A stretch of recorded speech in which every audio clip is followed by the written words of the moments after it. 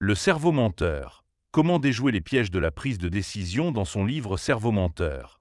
Déjouer les pièges de la prise de décision, Alex Si, magicien mentaliste et ancien ingénieur en informatique, explore les mécanismes cognitifs qui influencent nos décisions, souvent à notre insu. À travers une combinaison de psychologie, de neurosciences et d'astuces de magie, s'y révèle comment notre cerveau nous trompe et comment nous pouvons apprendre à reconnaître et à contourner ces pièges pour prendre des décisions plus éclairées. Cet article explore les idées clés du livre en les illustrant avec des exemples concrets pour mieux comprendre comment notre cerveau fonctionne et comment nous pouvons l'utiliser à notre avantage. 1. Le cerveau, un outil puissant mais trompeur. Alex s'y commence par expliquer que notre cerveau est un outil incroyablement puissant, mais qu'il est aussi sujet à des biais et des illusions qui peuvent fausser notre jugement. En tant que magicien, s'y utilise ces biais pour créer des illusions, mais il souligne que ces mêmes mécanismes sont à l'œuvre dans notre vie quotidienne, surtout lorsque nous prenons des décisions complexes. Imaginez que vous êtes dans une agence de voyage et que l'on vous propose 3 options pour un voyage. Tokyo tout compris, Shanghai tout compris, et Shanghai sans le café du matin. La plupart des gens choisissent Shanghai tout compris, car l'option sans café semble moins avantageuse. Pourtant, cette troisième option n'a aucun sens rationnel, mais elle influence notre choix en rendant l'option Shanghai tout compris plus attractive. C'est ce qu'on appelle la domination asymétrique, un biais cognitif qui nous pousse à préférer une option simplement parce qu'elle semble meilleure par rapport à une autre moins avantageuse. 2. Les biais cognitifs, les pièges invisibles de notre cerveau, s'y identifient plusieurs biais cognitifs qui affectent notre prise de décision. Ces biais sont des raccourcis mentaux que notre cerveau utilise pour économiser de l'énergie, mais ils peuvent nous conduire à des erreurs de jugement. A. L'heuristique de disponibilité. L'heuristique de disponibilité est la tendance à privilégier les informations qui nous viennent immédiatement à l'esprit. Par exemple, si vous entendez parler d'un accident d'avion, vous pourriez avoir peur de prendre l'avion, même si statistiquement, c'est l'un des moyens de transport les plus sûrs. Notre cerveau donne plus de poids aux informations récentes ou émotionnellement chargées, ce qui peut fausser notre perception des risques. Exemple, si vous demandez à quelqu'un de penser à une couleur, un animal sauvage ou une forme géométrique, les réponses les plus courantes seront le rouge, le lion et le cercle. Ces réponses sont influencées par la répétition et la familiarité, démontrant comment notre cerveau privilégie les informations les plus accessibles. B. Le biais de confirmation. Le biais de confirmation est la tendance à rechercher, interpréter et retenir les informations qui confirment nos croyances existantes, tout en ignorant celles qui les contredisent. Ce biais peut nous empêcher de voir des solutions alternatives ou de remettre en question nos hypothèses. Imaginez que vous êtes directeur commercial et que vous apprenez que 2 de vos meilleurs commerciaux ont perdu des clientes au profit d'un concurrent.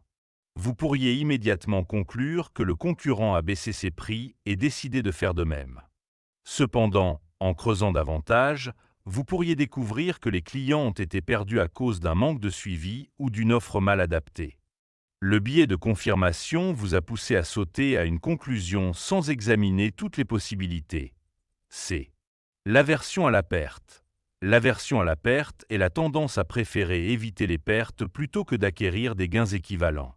Ce biais explique pourquoi nous sommes souvent réticents à prendre des risques, même lorsque les bénéfices potentiels sont importants. Si on vous propose de jouer à un jeu de pile ou face où vous pouvez gagner 100 € ou perdre 100 €, la plupart des gens refuseront de jouer. Pourtant, si on vous propose de gagner 120 € ou de perdre 100 €, certains accepteront, mais seulement si le gain potentiel est suffisamment élevé pour compenser la peur de perdre. Ce biais peut nous empêcher de prendre des décisions audacieuses, même lorsqu'elles sont rationnellement justifiées. 3. Les illusions de la perception. Comment notre cerveau crée la réalité. S'y explore également comment notre perception de la réalité peut être trompeuse. Notre cerveau interprète les informations qu'il reçoit en fonction de nos expériences passées, de nos attentes et de nos émotions, ce qui peut créer des illusions. L'effet de halo est un biais cognitif où notre impression globale d'une personne influence notre jugement sur ses traits de caractère spécifiques. Par exemple, si vous lisez une description d'Anthony comme étant sérieux, souriant et intelligent, puis qu'il est décrit comme dirigiste, sec et tirant rapidement des conclusions, vous aurez tendance à le percevoir comme plus sympathique que Pierre, dont la description commence par « dirigiste », sec et tirant rapidement des conclusions, même si les deux descriptions sont identiques. L'ordre des informations influence notre perception. 4. Les émotions, des guides utiles mais trompeurs. Les émotions jouent un rôle crucial dans la prise de décision, mais elles peuvent aussi nous induire en erreur. S'y explique que nos émotions à court terme, comme la peur ou l'excitation, peuvent nous pousser à prendre des décisions impulsives ou irrationnelles. Imaginez que vous êtes président d'une entreprise qui fabrique des grille-pains et que vous devez décider comment réagir à une concurrence agressive. Vous pourriez être tenté de baisser vos prix pour rester compétitif, mais cette décision pourrait être influencée par la peur de perdre des parts de marché plutôt que par une analyse rationnelle des options disponibles. En prenant du recul et en évaluant les conséquences à long terme, vous pourriez réaliser qu'une stratégie de différenciation, comme cibler un marché de niche, serait plus bénéfique. 5. Les coûts irrécupérables, le piège de l'engagement. Le biais des coûts irrécupérables est la tendance à continuer à investir dans une décision simplement parce que nous avons déjà investi du temps, de l'argent ou des ressources, même si cela ne semble plus justifié.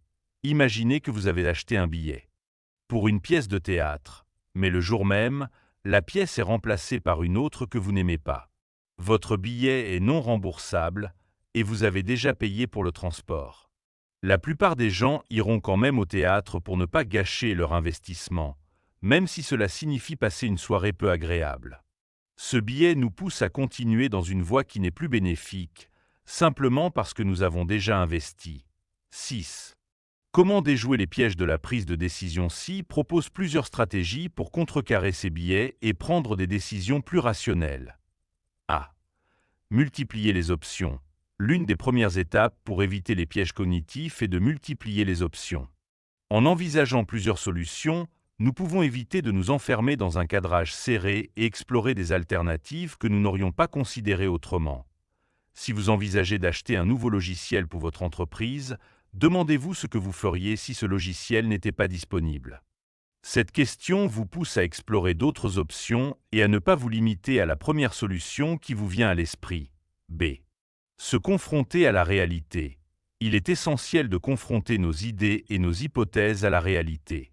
Cela peut impliquer de rechercher des données objectives, de consulter des experts ou de tester nos hypothèses dans des situations réelles.